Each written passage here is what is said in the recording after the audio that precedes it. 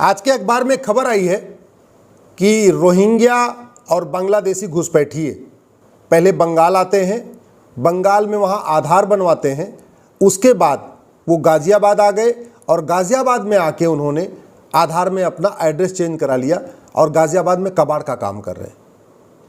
मैं बार बार कह रहा हूँ, रोहिंग्या घुसपैठ और बांग्लादेशी घुसपैठ प्लान्ड वे में हो रही है। भारत की डेमोग्राफी बदलने के लिए हो रही है। डेमोग्राफी बदल चुकी है। 200 जिलों की डेमोग्राफी बदल चुकी है।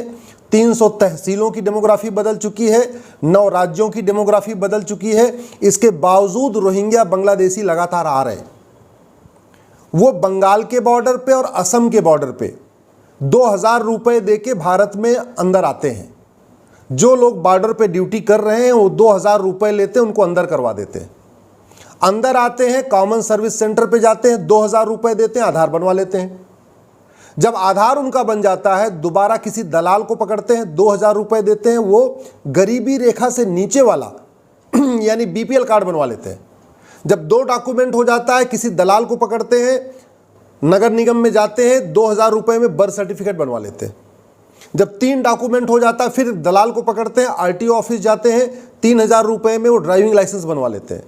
और जब 4 डॉक्यूमेंट हो जाता है, फिर वो वहाँ के लोकल लीडर को पकड़ते हैं, पार्षद को और प्रधान को, या जो जिसको विधानसभा का चुनाव लड़ना है या पार्षद का चुनाव लड़ना है, प्रधान का चुनाव लड़ना है, उसको पकड़ते हैं और फिर उसके माध्यम से वोटर आईडी बनवा लेते हैं। यानी 10 से 12 हज़ार रुपये में रोहिंग्या और बांग्लादेशी घुसपैठिए भारत में आ जाते हैं और 5 डॉक्यूमेंट बनवा लेते हैं। और 5 डॉक्यूमेंट बनवाने के बाद भारत के टैक्स पेयर के पैसे से सारी सरकारी योजनाओं का लाभ लेते हैं।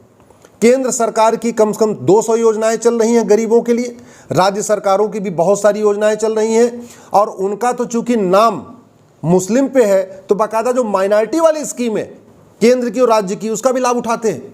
फ्री का चावल ले रहे हैं, फ्री की दाल ले रहे हैं, फ्री का तेल ले रहे हैं। कुछ राज्यों में तो फ्री में बिजली भी ले रहे हैं, फ्री में पानी भी ले रहे हैं, फ्री में मकान भी ले रहे हैं, फ्री में कपड़ा भी ले रहे हैं, फ्री में उनकी पढ़ाई है और इसके अलावा उनके बच्चों को वजीफा भी मिल रहा है।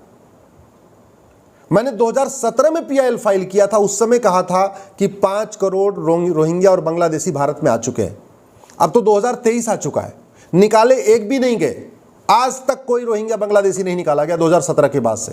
हाँ, आ रहे हैं, रेगुलर आ रहे हैं। म्यांमार से भी आ रहे हैं, बांग्लादेश से भी आ रहे हैं, असम के बॉर्डर से भी आ रहे हैं, बंगाल के भी बॉर्डर से आ रहे हैं। और आके वही पुराना खेल, वहां से बंगाल में घुसते हैं, वहां से बस में बैठते हैं एज ए टूरिस्ट और दिल्ली आके बस उनको पहुंचा देती है, जम्मू पहुंचा देती है, हरियाणा पहुंचा देती है, गुजरात पहुंचा देती है, केरल पहुंचा देती है, कश्मीर पहुंचा देती है। इतना बड़ा प्लान्ड वे में खेल हो रहा है। घुसपैठियों ने पर्शिया को ईरान बना दिया, घुसपैठियों ने कुंभा को काबुल बना दिया। ये अवैध जो घुसपैठिए हैं, ये एक तरीके से प्लान्ड वे में आ रहे हैं, भारत को बर्बाद करने के लिए आ रहे हैं। घुसपैठियों ने ही फ्रांस को 3 महीने जलाया, इसके बाद भी हमारी आंख खुल नहीं रही है। घुसपैठ हमारी राष्ट्र की सुरक्षा के लिए खतरा है और राष्ट्र की सुरक्षा के लिए जो खतरा है उससे निपटने के लिए हमारे पास एक कानून है, उसको कहते हैं एनएसए, नेशनल सिक्योरिटी एक्ट। लेकिन कोई भी राज्य सरकार घुसपैठियों के खिलाफ एनएसए नहीं लगा रही है।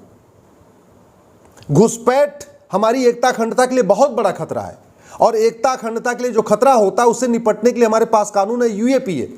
कोई भी राज्य सरकार घुसपैठियों के खिलाफ यूएपीए नहीं लगा रही है। घुसपैठ एक ऑर्गेनाइज क्राइम है, संगठित अपराध है। उसमें कई लोग शामिल होते हैं, कोई उसको आधार बनाता है, कोई राशन कार्ड बनाता है, कोई पैसा देता है, कोई बस मुहैया उपलब्ध कराता है, कोई उसको राशन उपलब्ध कराता है, कोई उसको जाके झुग्गी बनवाता है। ऑर्गेनाइज्ड क्राइम है पूरा, बाहर से फंडिंग होती है। इसके बावजूद न घुसपैठियों पे गैंगस्टर एक्ट लग रहा है, न घुसपैठियों के मददगारों पे गैंगस्टर एक्ट लग रहा है। घुसपैठ एक तरीके से इनडायरेक्ट वॉर है, अप्रत्यक्ष युद्ध है।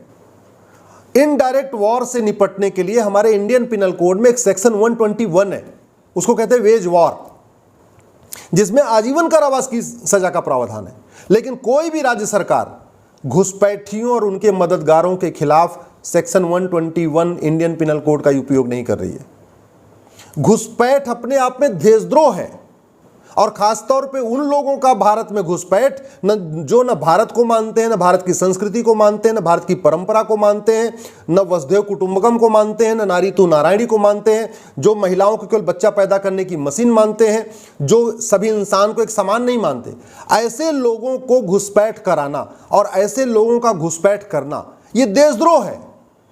लेकिन न घुसपैठियों पे देशद्रोह की धारा लग रही है, न घुसपैठियों के मददगारों पे देशद्रोह की धारा लग रही है। ऐसे घुसपैठ नहीं रुकेगी।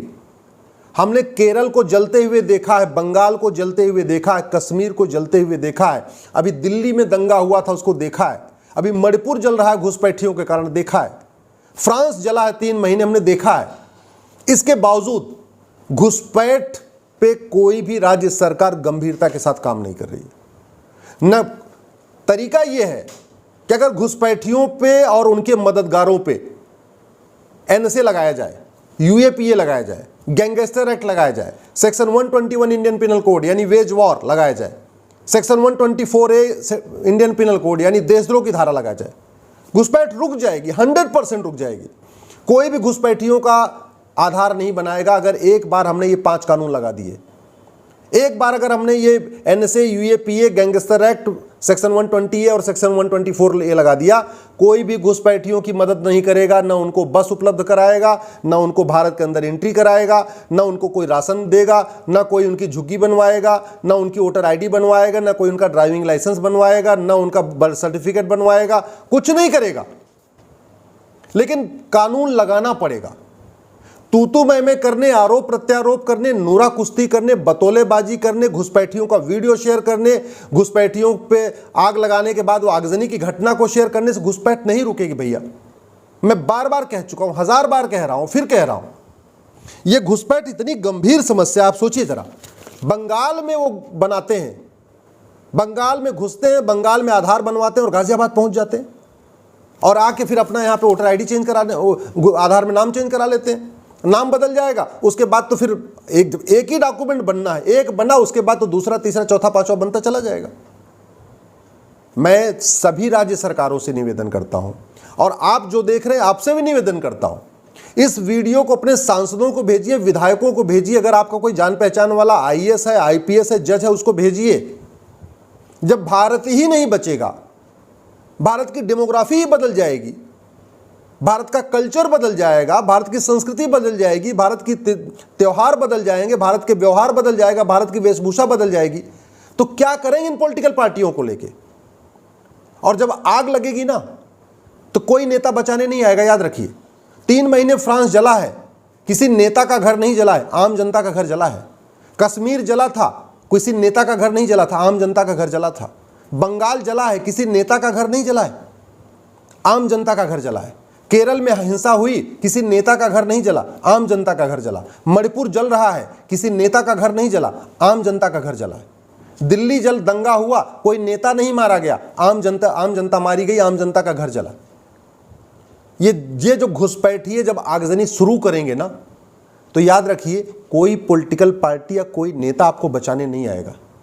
लेकिन अगर कानून आज हमने उपयोग कर दिया, अगर इंडियन पिनल कोड में एक नया चैप्टर जोड़ दिया जाए, ऑफेंस रिलेटिंग टू इन्फिल्ट्रेशन, और सभी देश के पुलिस कप्तान को डायरेक्शन चला जाए कि जो घुसपैठिया मिले और जो घुसपैठियों की मदद करता हुआ मिले, जो घुसपैठियों का ड्राइविंग लाइसेंस बनाए, वोटर आईडी बनाए, बर्थ सर्टिफिकेट बनाए, आधार बनाए, जो भी उनकी मदद करे, उनको बस उपलब्ध कराए, उनको भोजन उपलब्ध कराए या उनके लिए झुग्गी बनवाए, जो चाहे वो ऐसे थानेदार हो, चाहे हवलदार हो, चाहे सिपाही हो या कोई नेता हो, उसके खिलाफ आप नेशनल सिक्योरिटी एक्ट लगाइए, यूएपीए लगाइए, गैंगस्टर एक्ट लगाइए, वेज वॉर यानी सेक्शन 121 लगाइए और सेक्शन देशद्रोह यानी सेक्शन 124A लगाइए। जो आदमी घुसपैठियों की मदद करे उसकी 100% प्रॉपर्टी जब्त करिए, उसके घर पे बुलडोजर चलाइए। मैं गारंटी के साथ कहता हूं एनआरसी की जरूरत ही नहीं पड़ेगी, सारे घुसपैठिए खुद ब खुद भाग जाएंगे और आगे से कोई घुसपैठियों की मदद करने से डरेगा। कोई बॉर्डर पे जो 2000 रुपए देकर उनको इंटर कराते हैं, उनकी भी ना, उनके अंदर ऐसा खौफ हो जाएगा कि 2000 तो छोड़िए, 10,000 रुपए देने पे भी किसी को अंदर नहीं कराएंगे। यदि आपको मेरा वीडियो ठीक लगे, इस वीडियो को अधिक से अधिक शेयर करिए, अपने जान पहचान वाले सभी लोगों को भेजिए।